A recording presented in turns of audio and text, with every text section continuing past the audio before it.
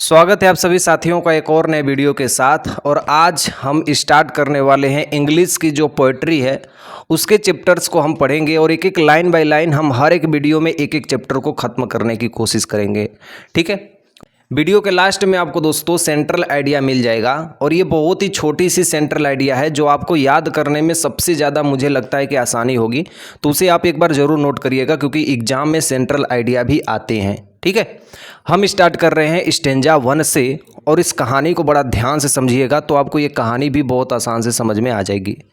सबसे पहले देखिए जो पहला स्टेंजा दिया गया है कि driving from my parents home to coaching last Friday morning I saw my mother beside me doze open mouth her face ashen like that a corps.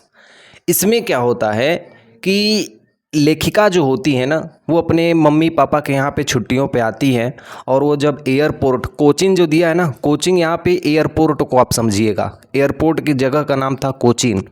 तो लेखिका कोचिन जाती हैं, कोचिंग नहीं है, कोचिन न है, न लिखा हुआ है। तो लेखिका कोचिन जाती हैं एयरपोर्ट पे और अपने मम्मी को साथ में लेके जाती हैं। ठीक है, तो अपनी माता के जब चेहरे को देखती है ना तो उनके माता का चेहरा जो होता है ना वो एकदम सूखा हुआ होता है। ऐसा लगता है कि उनके चेहरे पे पीलापन छा गया हो और वो बूढ़ी हो चुकी हैं। इस बात का उन्हें बहुत ज़्यादा दुख होता है लेखिका को और उसी चीज़ का वर्णन किया गया है। आइए हम एक एक मीनिंग को अच्छे तरीके से समझने की कोशिश करेंगे। ठीक है, और आप भी इसको अच्छे से देखिएगा।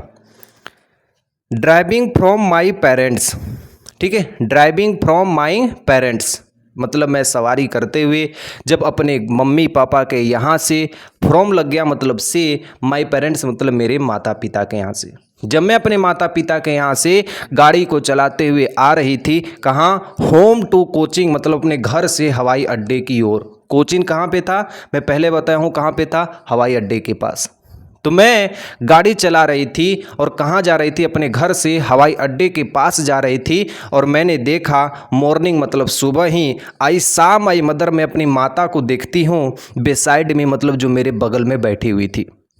सपोज करिए दोस्तों गाड़ी लेखिका चला रही थी, 4 व्हीलर थी और बगल में उनकी माता बैठी हुई थी और देखती हैं कि मेरी माता सुबह मेरे बगल में बैठी हुई हो, डोज, डोज का मतलब होता है झपकी ले रही थी, डोज का मतलब झपकी ले रही थी। ओपन माउथ मतलब उनका जो मुंह था वो खुला हुआ था। Her face ashen like that a corpse और उनका जो मुंह था, फेस मतलब चेहरा जो होता था, एसन लाइक, एसन का मतलब होता है पीला पड़ गया था, दैट ए कॉर्प्स मतलब जैसे एक मृत शरीर का होता है। गाड़ी चल रही थी और बगल में उनकी माता सोई हुई थी, झपकी ले रही थी और जब लेखिका का ध्यान उनकी माता की ओर पड़ा ना दोस्तों तो लगा ऐसे कि मानो वो एक मृत शरीर की कोई आत्मा हो। उन्हें इतना बुरा लगा लेखिका को अपने हृदय में उस बात को रखी रही। अपनी माँ के चेहरे को देखती हैं जब ड्राइविंग कर रही होती हैं सुबह के समय, तो उनकी माँ का चेहरा जब वो झपकी ले रही थी तो ऐसा लग रहा था कि कोई मरा हुआ व्यक्ति का कोई मैं चेहरा देख रही हूँ। ठीक है, वो यहाँ पे अपने माँ की बुराई नहीं कर रही हैं लेकिन उन्हें ऐसा लग रहा है। और ऐसा क्यों लग रहा है, क्योंकि उनकी माता क्या हो गई थी, थोड़ा सा वृद्ध हो चुकी थी। क्योंकि चैप्टर का नाम ही है माई मदर एट 66, जब मेरी माता 66 वर्ष की थी। अब 66 वर्ष के वर्ष में कोई भी औरत या स्त्री होगी तो वो क्या होगी, बूढ़ी हो जाएगी, चेहरे पर झुर्रियाँ हो जाएंगी। तो ये आप कहानी में लिख सकते हैं इंग्लिश में। ठीक है, आइए नेक्स्ट स्टेंजा में देखिए क्या दिया गया है दूसरे वाले स्टेंजा में। And realized with pain that she was as old as she looked, but soon put that through and looked at a tree sprinting, the many children sprinting about their home. ठीक है, अब देखिए इन पंक्तियों में लेखिका को आभास हो जाता है कि मेरी माँ जो वृद्ध हो चुकी हैं और अपनी माँ के इस आभास को देखने के लिए, छिपाने के लिए लेखिका बाहर की ओर देखने लगती हैं। और बाहर वो जब देखती हैं तो उन्हें छोटे छोटे बच्चे दिखाई देते हैं, पेड़ दिखाई देते हैं, नए नए पेड़ दिखाई देते हैं जिन्हें उनके बचपन की याद आ जाती है। दूसरा स्टेंजा देखिए दोस्तों और इसको समझने की कोशिश कीजिएगा। दिया है एंड रियलाइज और आभास होता है। रियलाइज माने क्या होता है, आभास होता है। विथ पेन मतलब दर्द के साथ, किनको दर्द हो रहा है, लेखिका को दर्द के साथ आभास होता है। दैट माने कि सी वाज एज ओल्ड कि मेरी माता अब क्या हो चुकी हैं, बूढ़ी हो चुकी हैं। एज सी लुक्ड जैसा कि वो दिख रही हैं। लेखिका को अब आभास होता है कि जब मेरी माँ अब क्या हो चुकी हैं, बूढ़ी हो चुकी हैं, बट मने लेकिन सून जल्द ही पुट दैट थो, और वह ध्यान अपना भटकाने के लिए लुक्ड आउट एट यंग, अपना ध्यान भटकाने के लिए वो बाहर की ओर देखने लगती हैं। यंग मने क्या होता है, जवान, जो छोटे छोटे बच्चे हैं उनको देखने लगती हैं। तो वो अपना ध्यान भटकाने के लिए बाहर देखने लगती है। यहां तक बस आपको लिख देनी है। आगे देखिए दिया है ट्रीज स्प्रिंटिंग, जो पेड़ थे वो स्प्रिंटिंग हो रहे थे, मतलब लहरा रहे थे। यहाँ पे ध्यान से देखिए, अभी आप कहेंगे भैया कि ट्रीज जो पेड़ होते हैं वो तो कभी लहराते नहीं हैं, वो तो हवा से बस घूमते हैं। तो ध्यान से देखिए, लेखिका जो थी वो गाड़ी चला रही थी और पेड़ क्या हो रहे थे, पीछे जा रहे थे। कभी बड़ी वाली गाड़ियों में या 4 व्हीलर जो कार होती हैं उसमें बैठ के कभी आप खिड़कियों के बगल में से देखिएगा तो आपको लगेगा कि पेड़ क्या हो रहे हैं, पीछे चल रहे हैं और मैं क्या चल रहा हूँ, आगे चल रहा हूँ, मेरी गाड़ी आगे चल रही है। और यही हो रहा था कि पेड़ लहरा रहे थे और जो छोटे बच्चे थे वो अपने घरों के बाहर क्या कर रहे थे, खेल रहे थे। यहाँ पे दिया है द मैरी चिल्ड्रेन, जो बहुत सारे बच्चे थे, spilling out of their homes, अपने घर के बाहर वो खेल रहे थे। और इन दो दृश्यों को देखकर लेखिका के अपने बचपन की याद आ जाती है। वो बार बार चाहती हैं कि मैं अपने माता के जो चेहरे हैं ना, इनको न देखूं। यहाँ पे बुराई की बात नहीं की जा रही है, उनका भय है कि मैं अपने माँ को खो दूंगी, क्योंकि मेरी माँ अब क्या हो चुकी हैं, वृद्ध हो चुकी हैं, उनके चेहरे पे झुर्रियाँ आ गई हैं। वो अपनी माँ को वो डर रही हैं कि मैं या शायद इन्हें देख रही हूँ तो मेरा डर कहीं सही में ना हो जाए कि कहीं मेरी माँ की अब क्या हो जाएगी, मृत्यु हो जाएगी। ठीक है, हर किसी को ये डर रहता है। आगे देखिए तीसरा वाला स्टेंजा आपको दिया है, but after the airport's security check standing a few yards away I looked again at her wan pale face as a like winter moon. जैसे ही लेखिका एक एयरपोर्ट के पास पहुंचती हैं और कुछ दूरी पे जब अपनी माता को देखती हैं तो फिर से उन्हें वही आभास होता है जो उन्हें पहले आभास हुआ था। जिस प्रकार सर्दी के समय में कभी आप अपने दोस्तों चंद्रमा को देखेंगे तो ऐसा लगेगा कि चांद पे कितना धब्बा लग गया हो, और सर्दी के समय में आप देखेंगे तो चांद को बहुत सारे बादल ढके हुए होते हैं, देखते हैं ना। तो ऐसा लग रहा था कि मेरी माँ के चेहरे पर भी कुछ बादल ढक लिए हों, यानी उनके ऊपर दाग हो गए हों और झुर्रियाँ पड़ गई हों और उनका चेहरा एकदम पीला पड़ गया हो। ठीक है, यही स्टेंजा में बताया गया। और दोस्तों एक चीज़ आप नोट करिएगा, हमें जो ये हिंदी में पढ़ा रहा हूँ, ठीक है, जो मैं इंग्लिश से हिंदी में आपको एक्सप्लेन कर रहा हूँ ना, ये आपको हिंदी लिखनी है।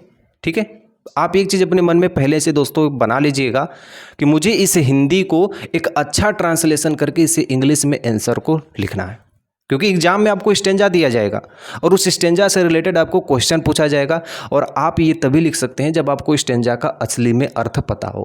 तो हमें किसी भी स्टेंजा को एकदम मन से पढ़नी है, इतना सुंदर पढ़नी है कि उसे इंग्लिश में हमें कितना भी अच्छा सुंदर लिखना हो हम उसे लिख सकते हैं। ठीक है, आइए देखिए दिया है, बट आफ्टर द एयरपोर्ट, लेकिन जैसे मैं एयरपोर्ट के पास पहुंची, सिक्योरिटी चेक, मतलब जो सिक्योरिटी चेक इन होती है एयरपोर्ट पे, वो हो रही थी। स्टैंडिंग ए फ्यू यार्ड्स, कुछ यार्ड की दूरी पर मैं खड़ी थी। कहाँ, अपने माता से, अपनी माँ से मैं कुछ दूरी पे, कुछ यार्ड पे खड़ी हुई थी और अपनी माँ को देख रही थी जब मेरा एयरपोर्ट पे मेरे बैग को चेक किया जा रहा था। आई लुक्ड अगेन एट हर, मैं उन्हें दोबारा देखती हूँ। वान पाले, उनका जो चेहरा था वो पीला हो गया था। Edge like a winter moon, जिस प्रकार शरद ऋतु में चंद्रमा का जो रूप होता है वो एकदम बादल ढक लेता है, उसी तरह मेरी माँ की जो चेहरे की रोशनी थी वो भी लग रहा था कि एक शरद ऋतु के चंद्रमे के समान ढक गई हो, क्योंकि हर एक व्यक्ति जवानी में एकदम सुंदर लगता था। और लेखिका को उसके बचपन का एक भय था कि मेरी माँ आज तो सुंदर दिख रही है, कहीं मैं बड़ी हो जाऊंगी और मेरी माता कहीं वृद्ध न दिखने लगे, मेरी माँ की चमक कहीं न खो जाए, इस बात का उनको डर था। ठीक है, अगला स्टेंजा देखिए, stanza number 4। And felt that old familiar ache my childhood fear, but all I said was see you soon Amma, all I did was smile and smile and smile. ठीक है, कभी आपने दोस्तों एक चीज़ देखा है, आप ये देखते होंगे कि अभी हम छोटे हैं, कोमल शरीर है, अच्छे बड़े हुए तो हरा भरा बढ़िया सा भरा हुआ शरीर है। उम्र बीत गई, थोड़ी सी बूढ़े हुए तो चेहरे पे झुर्रियाँ, चेहरे की चमक धमक खो रहे हैं हम। अब बचपन में जब लेखिका अपनी माता को देखी थी तो उनकी माँ, आप बताइए कैसी लग रही होंगी? सुंदर लग रही होंगी, ठीक है। लेकिन जैसे ही लेखिका बड़ी हो गई, अब उनकी माँ की जो चमक थी, जो सुंदरता थी, वो खो गई, तो लेखिका को अब कैसा लगेगा? और उन्हें एक और डर लग रहा था लेखिका को कि अब मेरी माता वृद्ध हो चुकी हैं, हो सकता है इसके बाद अब मेरी माता कुछ सालों में उनकी मृत्यु हो जाए। यही उनको क्या लग रहा था? डर लग रहा था। इस डर के कारण दोस्तों वो उनकी तरफ ना देख के बल्कि बाहर देख रही थी, पेड़ों की ओर देख रही थी, छोटे छोटे बच्चों को देख रही थी, और वो ऐसे ऐसे चीज़ों को देख रही थी जहाँ उनका ध्यान अपनी माता से हट जाए, क्योंकि वो डर रही थी कि कहीं मेरी माता का मृत्यु ना हो जाए उनके इस बुढ़ापेपन से। आगे देखिए वो अपना क्या दर्द छुपाती हैं और कहती हैं कि, कहाँ गया यार, हाँ, एंड मने और फेल्ट मने फील मने अनुभव, फील का सेकेंड फॉर्म फेल्ट होता है, और वह अनुभव की, दैट मने की old familiar edge my childhood fear. वही बता रही हैं कि चाइल्डहुड मने बचपन का जो भय था, आज वो सच में साकार हो गया कि मेरी माँ का जो चेहरा था वो सच में बूढ़ा हो गया है। बट मने लेकिन, ऑल आई सेड, लेकिन हम सभी ने कहा, सी यू सून अम्मा, हम जल्द मिलेंगे अम्मा, हम जल्द मिलेंगे अम्मा। ऑल मने all I did was smile and smile and smile and smile, और हम सभी ने स्माइल करते हुए उनके सामने से वहाँ से हंसते हुए मुस्कुराते हुए हम एयरपोर्ट के अंदर घुस गए। लेखिका अपने दर्द को छिपाते हुए, लेखिका तो अपने माँ से नहीं बताई कि हाँ माँ आप ऐसी हो चुकी हैं, वैसी हो चुकी हैं, वैसी हो चुकी, लेकिन लेखिका अपने मन में ही सारी बातों को सोची और अपनी सारी बातों को बताई वो। तो आप बताइए दोस्तों, ये चैप्टर आपको मतलब कहाँ से ऐसा दिक्कत हुआ कि आपको ये चीज़ें समझने में थोड़ी सी भी दिक्कत हुई? कोई भी दिक्कत नहीं होनी चाहिए। ये चैप्टर एकदम फुल एक्सप्लेनेशन और कहानी के रूप में दोनों तरीके से एक अच्छा सा चैप्टर माना जाता है। एक हृदय गुणवान चैप्टर है जिसे आप एक अच्छा एक्सप्लेनेशन कर सकते हैं, ठीक है। और दूसरी चीज़ ये है कि दोस्तों आपको एक स्टेंजा दिया जाएगा, उस स्टेंजा से रिलेटेड आपको क्वेश्चंस दिए जाएंगे, आपको वो क्वेश्चंस अच्छे तरीके से करने हैं, वो भी इंग्लिश में, ठीक है। तो इसके लिए आप एकदम रेडी रहिएगा, तैयार रहिएगा। स्टेंजा आप पढ़ेंगे तभी आपको आंसर भी समझ में आएंगे। और सेंट्रल आइडिया की बात रही तो मैं आपको ये सेंट्रल आइडिया दे देता हूँ। यही आपको सेंट्रल आइडिया बस तैयार कर लेनी है, बहुत नहीं ज़्यादा, सिर्फ 100 से 150 शब्दों के बीच में सेंट्रल आइडिया लिखे जाते हैं, ठीक है। 100 से 120, ज़्यादा नहीं, जितना बोलेगा सिर्फ हमें उतना ही लिखना है एग्जाम्स में, ठीक है। ठीक, मिलता हूँ नेक्स्ट वीडियो में। इसके बाद अगली वीडियो में जो होगी उसमें मैं अगले चैप्टर को बताऊंगा। तो ऐसे ही प्लेलिस्ट आपको चलती हुई चली जाएगी, एक वीडियो में एक चैप्टर, ठीक है। Okay bye.